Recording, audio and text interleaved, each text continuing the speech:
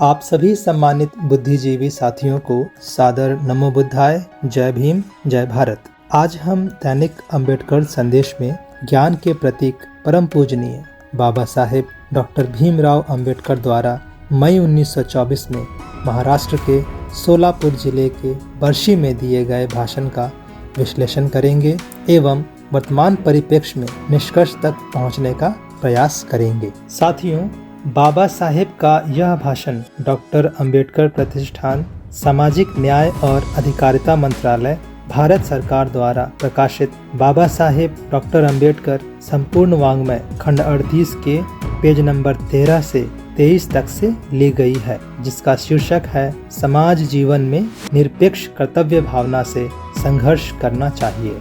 साथियों, बाबा साहेब द्वारा दिए गए इस भाषण को वीडियो के माध्यम से सरलता से समझने हेतु इसे 4 भाग में बनाया गया है। अपने इस भाषण के पहले भाग में बाबा साहेब यह बताते हैं कि भारत में अस्पृश्यता प्राचीन रोमन और यूनान की गुलामी प्रथा से भी ज्यादा बुरी स्थिति क्यों और कैसे है। दूसरे भाग में बाबा साहेब अस्पृश्यता निवारण के संभावित उपाय बताते हैं। तीसरे भाग में बाबा साहेब हमें वोट देने के राजनीतिक अधिकार प्राप्त करने पर जोर देते हैं तथा चौथे भाग में संघ शक्ति की आवश्यकता पर चर्चा करते हैं। साथियों, पिछले भाग में हमने जाना कि अस्पृश्यता गुलामी प्रथा से भी ज्यादा बुरी स्थिति क्यों और कैसे है। आइए शुरू करते हैं इस भाषण के दूसरे भाग से। बाबा साहेब अस्पृश्यता निवारण के संभावित उपायों पर चर्चा करते हुए कहते हैं कि अस्पृश्यता के कारण ऐसा व्यवहार होने से हमारे सभी लोगों का ध्यान इस बात पर केंद्रित है कि यह कलंक दूर कैसे हो। इसके लिए कई तरह के उपाय सुझाए जाते हैं, जिसमें पहला है देशांतरण, दूसरा है धर्मांतरण तथा तीसरा है नामांतरण। आइए अब इन उपायों पर विस्तृत रूप से चर्चा करते हैं। देशांतरण पर चर्चा करते हुए बाबा साहेब कहते हैं कि यह कहने में हर्ज नहीं है कि यदि हम केवल अपने लोगों के हितों के नज़रियों से विचार करें तो देशांतर का यह सुझाव काफ़ी हितकारी है। रोटी की चौथाई टुकड़े के लिए सारे गांव के छोटे बड़ों की लाते खाने के बजाय Fiji, east Africa, Papua New Guinea इत्यादि देशों में जाकर अपना भाग्य आजमाना काफ़ी हितकारी होगा।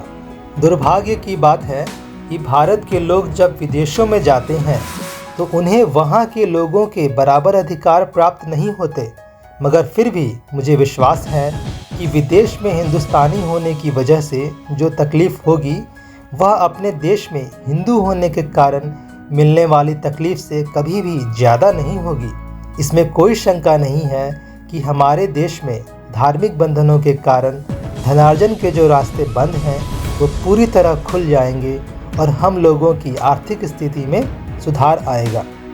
लेकिन चूँकि सभी अस्पृश्य लोगों के लिए देशांतर करना संभव नहीं है, थोड़े बहुत लोग ही यह कर सकते हैं, इसलिए इस देश में रहकर ही हमें अस्पृश्यता निर्मूलन के रास्ते खोजने चाहिए। धर्मांतरण पर चर्चा करते हुए बाबा साहेब कहते हैं कि किसी भी धर्म की ओर हमें सैद्धांतिक दृष्टि के अलावा व्यवहारिक दृष्टि से भी देखना चाहिए।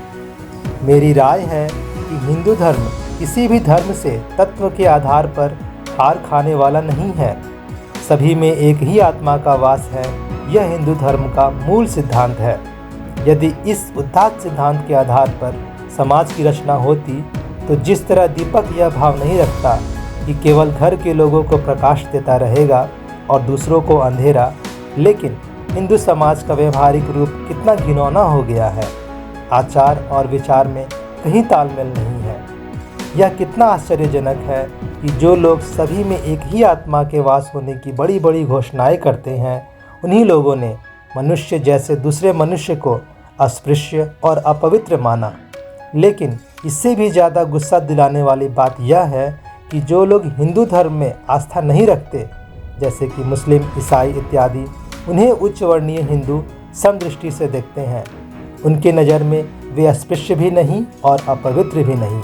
इसलिए यह सवाल उठना स्वाभाविक है कि जिस धर्म के सिद्धांत इतने ऊंचे मगर जिसका व्यवहार इतना निष्ठापूर्ण हो, तो क्या उस धर्म में रहने से हमारी उन्नति होगी?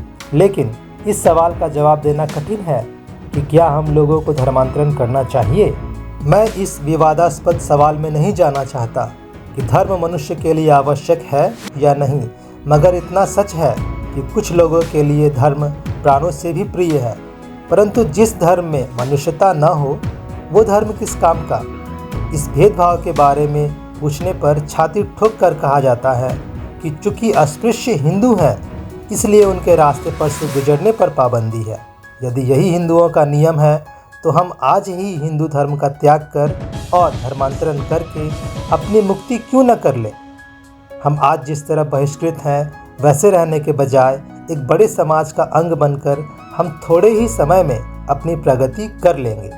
नामांतरण पर चर्चा करते हुए बाबा साहेब कहते हैं कि जैसा कि हम सब जानते हैं कि एक क्षेत्र का अस्पृश्य दूसरे क्षेत्र में जाने पर स्पृश्य बन जाता है। इस अजीब बात की वजह खोजने पर यह दिखाई देता है कि सभी क्षेत्रों में अस्पृश्यता के चिन्ह और लक्षण एक जैसे नहीं हैं। एक जगह के लक्षण दूसरे क्षेत्र को पता नहीं है। लक्षणों और चिन्हों के अभाव में एक प्रांत का अस्पृश्य दूसरे प्रांत में स्पृश्य माना जाता है। मनुष्य या जाति के तौर पर वह अस्पृश्य नहीं है। समाज में यह एक परंपरा है कि एक खास तरह का नाम धारण करने वाले लोग अस्पृश्य माने जाते हैं। जिनके पास यह नाम नहीं है, उन्हें स्पृश्य माना जाता है। वैसे अस्पृश्य आदमी की शारीरिक संरचना स्पृश्य आदमी की तुलना में ऐसा अलग कुछ भी नहीं है कि पहली बार देखने पर जिस तरह सिद्धि लोगों को यूरोपियनों से या इन दोनों को चीनी और जापानियों से अलग किया जाता है, उसी तरह अस्पृश्यों को स्पृश्यों से अलग किया जा सके। अतः नाम के अलावा अस्पृश्यता की पहचान का और कोई चिन्ह नहीं है। इसलिए मेरी राय में नामांतरण करना उचित है।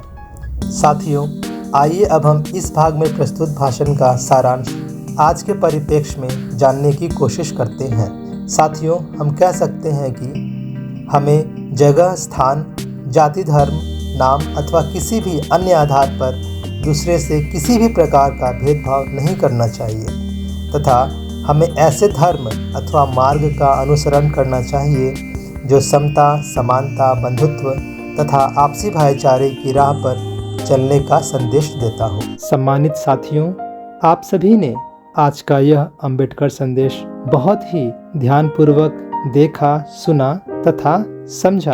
इसके लिए आप सभी को बहुत बहुत साधुवाद, धन्यवाद। आपको आज का यह अंबेडकर संदेश कैसा लगा?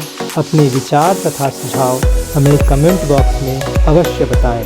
आप सभी सम्मानित बुद्धिजीवी साथियों से विशेष आग्रह है कि इस वीडियो को लाइक करें, शेयर करें तथा चैनल को जरूर सब्सक्राइब करें। मिलते हैं अगले वीडियो में। तब तक आप सभी को पुनः सादर नमो बुद्धाय। जय भीम, जय भारत।